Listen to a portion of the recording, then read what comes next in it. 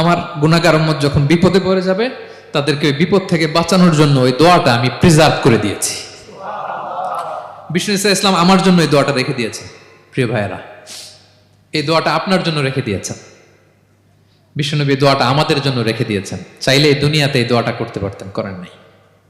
সব নবীরা করে ফেলেছেন। এজন্য বিশ্বনবীকে বলা হয়েছে, ওমা আরসালনাকা ইল্লা রাহমাতাল লিল আলামিন। নবী হে, I have sent you as a mercy for the entire universe. গোটা বিশ্বের জন্য আপনাকে আমি রহমত করে প্রেরণ করেছি। আপনি রহমতের নবী, আপনি দয়ার নবী, মায়ার নবী। বিশ্বনবীর জীবনী থেকে শিক্ষা হচ্ছে, আমরাও যেন আমাদের অধীনস্থ যারা আছে তাদের প্রতি যেন রহমদিল হই। আমরা আমাদের প্রতিবেশীদের প্রতি যেন রহমদিল হই। আমরা আমাদের ফ্যামিলির সদস্যদের প্রতি যেন রহমদিল হই। এই মার্সি, এই দয়া মায়ার ছোঁয়া যেন বিশ্বনবীর উম্মত হিসেবে আমাদের হৃদয়েও থাকে। সবাই পড়ি আমিন। তাহলে সম্মানিত সুধী, নবীদের এই লাইফ লেসন থেকে আমরা যেগুলো শিখলাম, এগুলো আমাদের জীবন